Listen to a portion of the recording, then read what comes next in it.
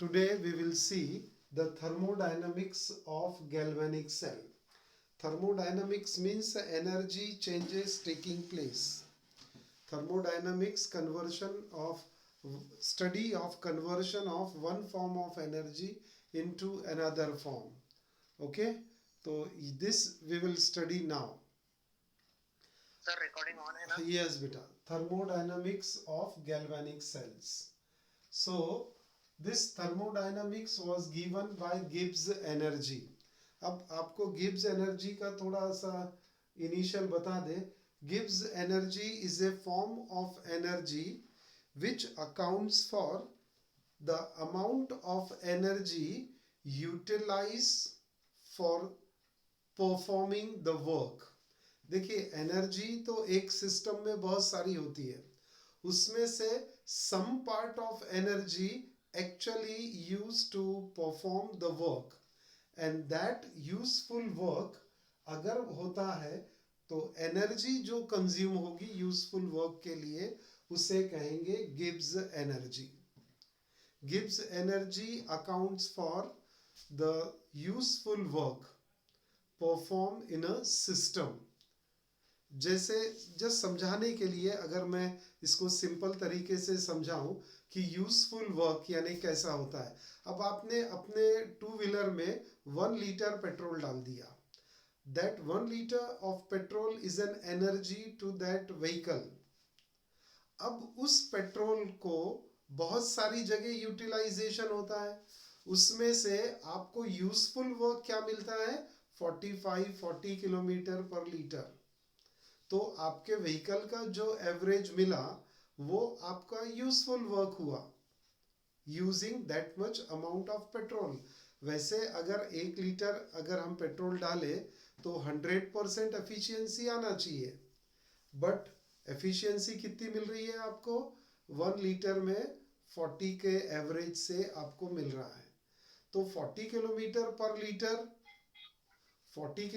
पर लीटर तो actual 1 litre में से कितना यूटिलाइज हो रहा है एक्चुअल वर्क के लिए? Of that amount gives the actual work. आपके व्हीकल ने एक्चुअल वर्क आपको क्या दिया? 1 लीटर में 40 किलोमीटर पर litre is the actual work you are getting from your vehicle. Rest of the energy, rest of the petrol उसकी बाकी process में काम आ जाता है ना. तो रेस्ट ऑफ द पेट्रोल जो एनर्जी के फॉर्म में है that goes to some other work, not performing the actual work which is suppose to be the work of that vehicle. Vehicle का काम क्या है? Transportation one place to another. और वो 1 लीटर में कितने किलोमीटर है वो उसकी एफिशिएंसी होती है. तो वो 40 की 50 की 60 की एफिशिएंसी दे रहा है, तो रिमेनिंग एनर्जी जो है वो दूसरे काम में लग रही है, not for useful work. And that useful work के लिए जो एनर्जी लगी वो हम बोल सकेंगे गिब्स एनर्जी.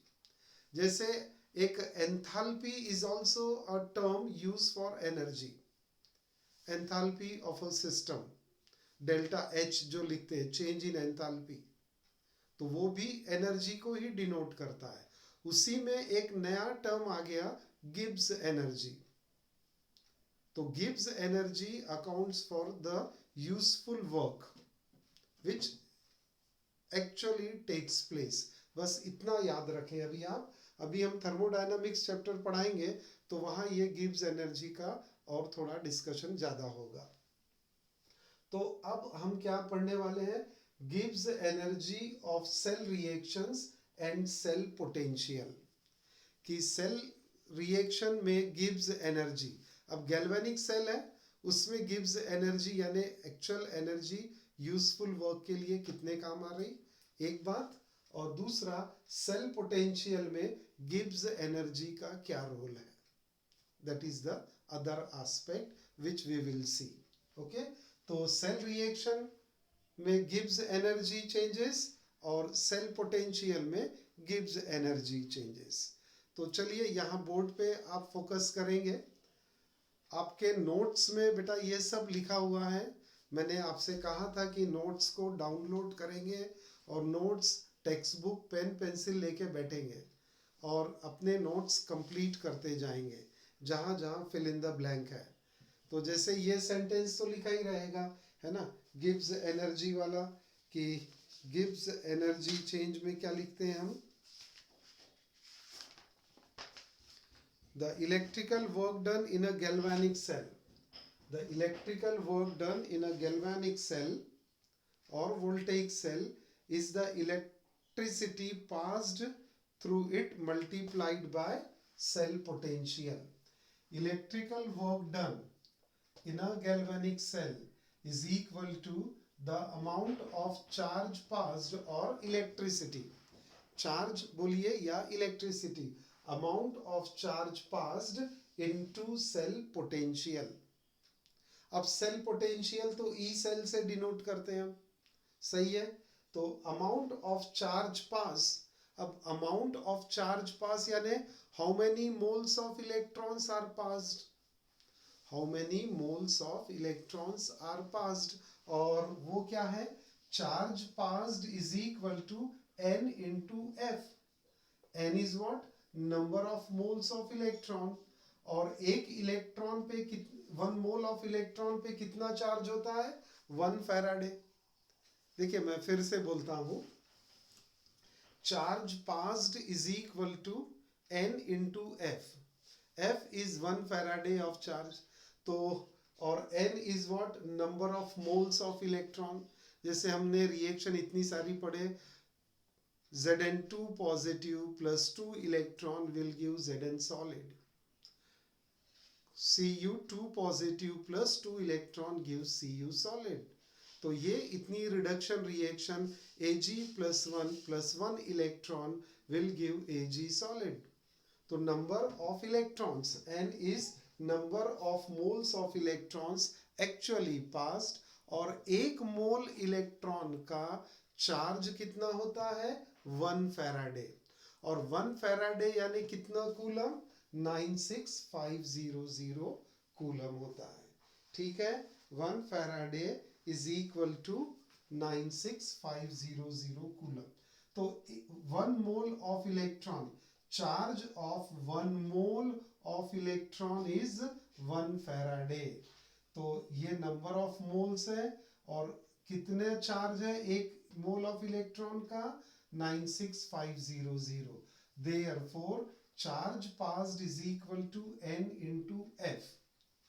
Therefore ये इलेक्ट्रिकल वर्क डन में सब्स्टिट्यूट करो, चार्ज पास्ड कितना हो जाएगा, n into f हो गया, और सेल का पोटेंशियल बेटा कैसे दिया है, ई सेल से। Therefore electrical work done is equal to, क्या देख रहे हैं हम, electrical work done is equal to n into F into E cell, n into F into E cell. फिर से एक बार, electrical work done as per the Gibbs equation, electrical work done is equal to n into F into E cell. ठीक है, अब आगे क्या है, Gibbs suggested, Gibbs is a name of a scientist, he suggested that electrical work done is in galvanic cell, electrical work done in galvanic cell is equal to the decrease in Gibbs energy. अब जो भी cell अगर work करेगा तो energy तो consume करेगा, उसकी energy utilise हो जाएगी, तो there is a decrease in Gibbs energy. तो क्या बोला है, that electrical work done in galvanic cell is equal to decrease in Gibbs energy, और गिब्स एनर्जी को डिनोट करते हैं कैपिटल G से, और चेंज इन गिब्स एनर्जी अगर करना है तो वो होगा डेल्टा G, और डिक्रीज इन गिब्स एनर्जी अगर बोले तो फिर बेटा क्या होगा, वो माइनस डेल्टा G। मैं फिर से इस सेंटेंस को पढ़ता हूं, electrical work done in galvanic cell is equal to decrease in गिव्स एनर्जी, डिक्रीज यानी माइनस में जाएगा, लॉस ऑफ एनर्जी है, तो इसीलिए गिव्स एनर्जी, डिक्रीज इन गिव्स energy means minus delta G, correct है, minus delta G is decrease in गिव्स एनर्जी। अब electrical work done is equal to minus delta G, और पहले हमने इक्वेशन नंबर 1 में क्या देखा कि electrical work done is equal to N F E cell. ये सेंटेंस के हिसाब से डेल्टा जी क्या हो गया, delta G minus delta G is equal to work done, work done is decrease in delta G. तो work done in galvanic cell is equal to decrease in Gibbs energy minus delta G. Thus, work done minus delta G, ये work done NFE cell. Therefore, comparing equation 1 and 2. अब equation 2 कौन सा है बेटा अपने पास में, ये equation 2 हो गया, electrical work done, ये यहाँ लिखा हुआ electrical work done is equal to minus delta G, और मैंने फिर से ब्लू में लिख दिया electrical work done, electrical work done is equal to minus delta G is equation number 2। 1 और 2 में लेफ्ट हैंड साइड कॉमन है, तो राइट हैंड साइड को भी कंपेयर कर सकते हैं आप।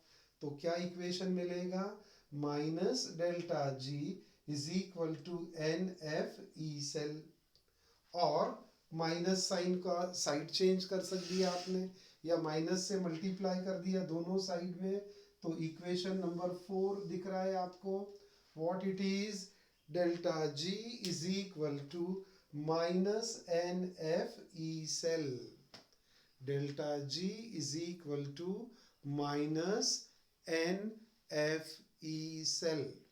Is it clear? तो ये हमें मिला Gibbs energy change, decrease in Gibbs energy is equal to the electrical work done by a galvanic cell। उसी को हमने रीअरेंज कर लिया, तो delta G is equal to minus n F E cell. अब इसी गिब्स एनर्जी चेंज को standard condition में अगर स्टडी करते हैं, under standard condition the equation number 4 becomes delta G degree standard condition is equal to minus NF E degree cell। equation number 5 आ गया। Are you getting it? समझ में आ रहा है बेटा मैं क्या समझा रहा हूं? अभी हमने क्या पढ़ा है कि जो गैल्वेनिक सेल का वर्क डन है, गैल्वेनिक सेल का जो वर्क डन है, it is nothing but decrease in Gibbs energy. क्योंकि कोई भी सेल जब वर्क करता है तो उसकी एनर्जी स्पेंड होती है, उसकी एनर्जी यूटिलाइज होती है, तो टोटल अमाउंट में से वो एनर्जी डिक्रीज हो जाएगी। तो इसीलिए हमने क्या बोला कि decrease in Gibbs energy is nothing but the work done by galvanic cell. But galvanic cell का वर्क डन इनिशियली हमने क्या देख लिया, it is nothing but n F E cell. Therefore minus delta G is equal to N F E cell, और उसको rearrange कर लिया, तो delta G is equal to minus n F E cell. Under standard condition, तो delta G को भी standard condition में लिया, और सेल पोटेंशियल भी स्टैंडर्ड कंडीशन में हो गया। नंबर ऑफ मोल्स तो नहीं स्टैंडर्ड होते हैं, है ना। तो फाइनली आपको इक्वेशन क्या मिला, um work done, electrical work done under standard condition by galvanic cell is delta G degree is equal to minus n F E degree cell. Equation number 5। Now next point, अब हमको cell potential के साथ इसको compare करना है। तो यहां से हम कुछ नया पढ़ रहे हैं, standard cell potential and equilibrium constant. Standard cell potential यानी E degree cell, equilibrium constant for a reaction is denoted by K। तो अभी हमें क्या चाहिए, standard cell potential, E degree cell and equilibrium constant, इसके बीच का रिलेशनशिप देखते हैं।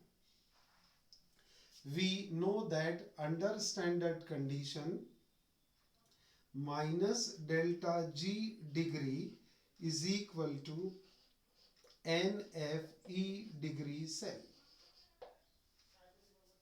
The relation between standard Gibbs energy change minus delta G of a chemical reaction and its equilibrium constant K as given by thermodynamics।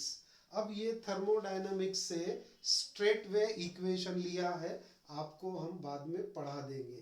What is that equation, delta G degree is equal to minus R T L N K, है ना। Delta G degree is equal to minus R T L N K is equilibrium constant. ln क्या होता है, ये natural log है, ln is natural log. So हम यहां देख रहे हैं delta G degree is equal to minus R T L N K as suggested bye thermodynamics. So this is what equation number 6। अब 3 और 6 में दोनों में क्या दिख रहा है, ये इक्वेशन नंबर 3 है हमारे पास में, है ना। दोनों का फिर से राइट हैंड साइड सिमिलर आ गया, minus delta G degree is n F E degree cell, delta G degree is equal to minus R T L N K. तो क्या हो जाएगा, ये दोनों को जब आप कंपेयर करेंगे तो आपके पास इक्वेशन क्या मिला, minus n F E degree cell is equal to minus R T L N K. दोनों साइड का अगर माइनस साइन चला गया तो फाइनली मैं सेल पोटेंशियल निकालने के लिए इक्वेशन को मॉडिफाई कर लेता हूँ। E degree cell is equal to R T upon N F L N K. Okay, E degree cell is cell standard cell potential is equal to R into T upon N F L N K. अब इसमें से बहुत सारी चीजें अपनी पहचान की है। ln k is natural log, उसको हम चेंज करेंगे log टू द बेस 10, और log टू द बेस 10 में जब कन्वर्ट करेंगे तो इसे मल्टीप्लाई करेंगे एक फैक्टर से 2.303। log नेचुरल लॉग को log 10 में क्यों चेंज करते हैं, natural log ln is natural log, उसको log टू द बेस 10 में क्यों कैलकुलेट करते हैं, क्योंकि जो हमारी लॉग बुक डिजाइन है वो log टू द बेस 10 से डिजाइन है, इसीलिए नेचुरल लॉग को log टू द बेस 10 में हमने कन्वर्ट किया है। क्लियर। तो नेचुरली ln को log 10 में करना है तो उसका फैक्टर है 2.303 से मल्टीप्लाई कर दो। तो अब आपका इक्वेशन क्या बना, E degree cell is equal to 2.303 RT NF log K to the base 10 आ गया। E degree cell is equal to 2.303 RT upon NF log K to the base 10। अब ये स्टैंडर्ड कंडीशन में बेटा, स्टैंडर्ड कंडीशन में R की value हमने देखा था 8.314 जूल पर केल्विन मोल, ध्यान आ रहा होगा आपको। T हमने 298 केल्विन लिया था और 25 डिग्री सेंटीग्रेड। F की वैल्यू हमें पता है 96500 कूलम्स, और N क्या है, number of moles of electron, वो तो फिक्स रहेंगे। वो जब फिक्स हो जाएंगे तो फिर ये R, T और F की वैल्यू सब्स्टिट्यूट करने के बाद ई डिग्री सेल का इक्वेशन क्या बनेगा? E degree cell is equal to 2.303, R की वैल्यू 8.314, टी की वैल्यू 298 केल्विन, एन तो चेंज होता रहेगा हर इक्वेशन के साथ में, number of moles of electron into F कितना है 96500 कूलम, और ये log to the base 10 k. K is what? K is what? Log equilibrium constant. अब इन सबको मल्टीप्लाई किया था तो कल आंसर बताए थे आपने, ये सब n को सिर्फ चेंज करेंगे तो क्या आंसर आ गया था साक्षी? अरे बोलो ना भाई कोई तो भी। आदित्य आ गया, गुड। आरती आ गई, आदित्य आ गया। कौन बोलेगा? अनिरुद्ध, इसका आंसर कितना है रे? ये इसका बेटा आंसर पता है ना आप सभी को? कल हमने लिखा था ना। धनश्री 0.0592। हाँ, श्रुति शर्मा ने बोला, बाकी लोगों को ध्यान में नहीं आ रहा। 0.0592, ये n को छोड़ के बाकी का मल्टीप्लिकेशन की value into log k to the base 10। Sir 5 के बाद 0 चाहिए, 0.05092। नहीं नहीं, 0.0592 है, ऐसा नहीं है वो, 0.0592 ऐसा ही होगा रे, इतना सारा नहीं है। इतने बार मैं बोलता मेरे को रट गई वो वैल्यू, 0.0592 है ना, तो ये वैल्यू है वो। तो फाइनली बेटा इक्वेशन क्या मिला आपको?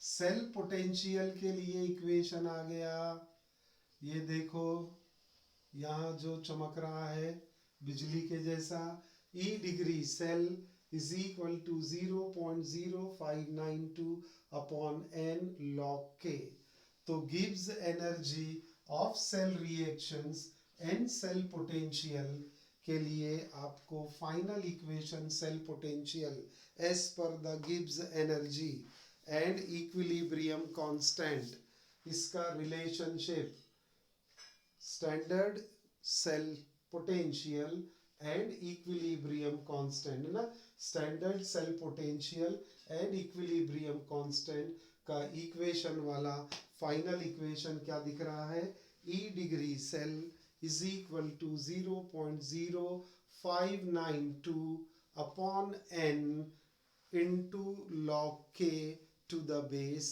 10। तो ये इक्वेशन हमें मिला थर्मोडायनामिक्स के हिसाब से। अब हमें करना क्या होता है कि cell potential, standard cell potential दिया रहेगा, उस सेल पोटेंशियल में जो केमिकल रिएक्शन होती है उसका कांस्टेंट कैलकुलेट करना, यानी k की वैल्यू को कैलकुलेट करना। तो उसके लिए आप पहले ये इसका एक स्क्रीनशॉट ले लीजिए, आप please take the screenshot of it, फिर मुझे इरेज करके कुछ न्यूमेरिकल लिखना होगा यहाँ पर, जिसमें हम cell potential calculate, equilibrium constant calculate करेंगे यूजिंग सेल पोटेंशियल। चलिए जी मैं इरेज करता हूं, देखिए न्यूमेरिकल क्या बनता है आपके सामने। जल्दी से पेन निकालेंगे आप, लिखना शुरू करेंगे सभी लोग। Calculate equilibrium constant for the reaction, calculate equilibrium constant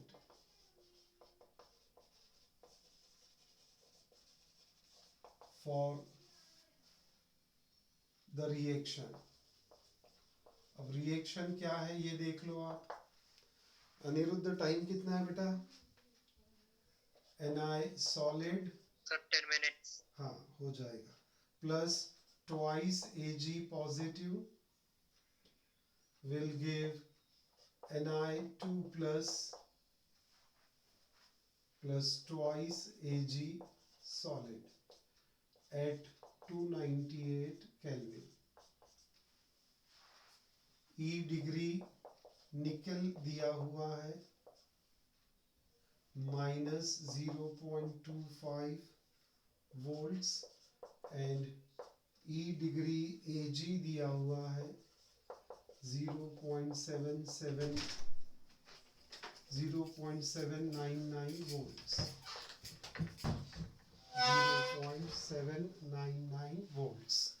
ठीक है, तो ये दोनों आपको पोटेंशियल दे दिया है और रिपोर्ट क्या करना है, equilibrium constant for the reaction. तो कैसे सॉल्व करेंगे अब इसे आप, how you are going to solve, जल्दी क्या करना होगा सबसे पहले. हेलो,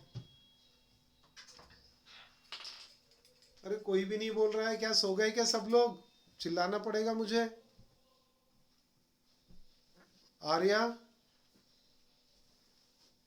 सिर्फ ऑक्सीडेशन होगा कि रिडक्शन वो देखना पड़ेगा क्या? हाँ तो बेटा ये दोनों हाफ सेल, दोनों इलेक्ट्रोड के पोटेंशियल दिया, इससे पता कर सकते ना आप. हाँ सर, निकल हाँ, का फिर? ऑक्सीडेशन होगा. तो तू ही बोलती है हमेशा. बाकी लोग क्या कर रहे हैं, सो रहे हैं क्या, कोई बोल नहीं रहा है. इतने न्यूमेरिकल वो करा दिए प्रीवियस क्लास में, इसलिए कराए हैं कि यहाँ पर ये सही होना चाहिए. सागर, नेहा तो थी नहीं, मेधा निम्बालकर थी, लावण्य था, कपिल, हीना, धनश्री, श्रेय परांच पे. श्रेय बोल तो जरा क्या हो गया यहाँ पर. स्वराली, वीना बोरीकर, कोई भी नहीं बोल रहा है, सब चुप मार के बैठ गए एकदम.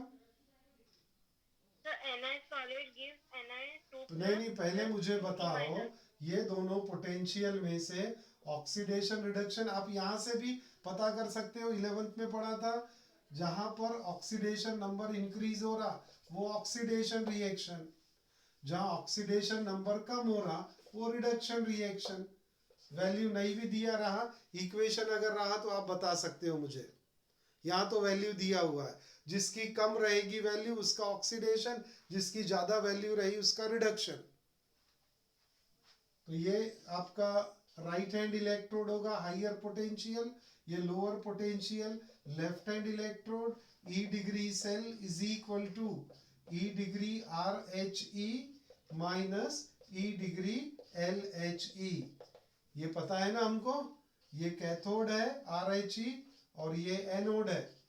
वैल्यू सब्स्टिट्यूट करो, ई डिग्री सेल निकालो और अब फॉर्मूले में आपको क्या रिपोर्ट करना है, कांस्टेंट. आपको कैलकुलेट करना है के की वैल्यू, तो आपको रिपोर्ट करना है के रिपोर्ट करने के लिए फॉर्मूला क्या है, E degree cell is equal to 0.0592 upon N log log K to the base 10. अब n कितना होगा ये रिएक्शन में हमको दिखाई देता है. ये ऑक्सीडेशन में ऑक्सीडेशन नंबर कितने यूनिट से बढ़ा, 2. रिडक्शन में यूनिट कितने से कम हुआ, 2. तो इलेक्ट्रॉन कितने इन्वॉल्व हुए, n की वैल्यू कितनी आ गई, n की वैल्यू आ गई यहां पर 2. तो ई डिग्री सेल, अरे ये ई डिग्री सेल का फॉर्मूला यहां पर आपने सब्स्टिट्यूट किया, सही है. अब क्या आ जाएगा, 0.0592 upon 2 E degree. 5 minutes are left. हाँ, ई डिग्री सेल कितनी वैल्यू है, ई डिग्री सेल की वैल्यू कितनी आ गई, 0.049. आपने सब्स्टिट्यूशन किया, R H E minus L H E. R H E कितना है 0.799 minus of minus 0.25, therefore E degree cell कितना बोली बेटा, 0.049. 049 नहीं आएगा ना रे, 0.049. अबे इसको ऐड करना है ना, हाँ 0.049, 25 है ना, हाँ तो ये 4 होगा, ये 9 होगा, ये 9 होगा. ये 729 आएगा ना, फिर से एडिशन कर। पॉइंट 1.049. हाँ That's Yes sir, 1.049. कैसा करते रहे तुम लोग। हाँ अभी भी चेक करो एक बार फिर से, बाकी लोग, बाकी सो रहे हैं क्या? 1.049. भजन करते बैठे हुए बाकी सो रहे हैं सब वहां पर। Sir, 1.049. 1.049 वोल्ट, ये आ गया क्या? सेल का पोटेंशियल। अब ये सेल पोटेंशियल को यहाँ सब्स्टिट्यूट करूँ मैं, 1.049 is equal to 0.0592 upon 2 log k। ये वैल्यू आपको फाइंड आउट करनी है, log k की वैल्यू। तो log k is equal to क्या लिखेंगे आप? log k is equal to, बोलिए मुझे जल्दी, क्या लिखेंगे? 0.0592, ये चला गया डिनोमिनेटर, और न्यूमरेटर में क्या आएगा? 1.049. Into 2 upon 0.0592। आ गया आंसर? आंसर मिल सकता है क्या इसका हमें?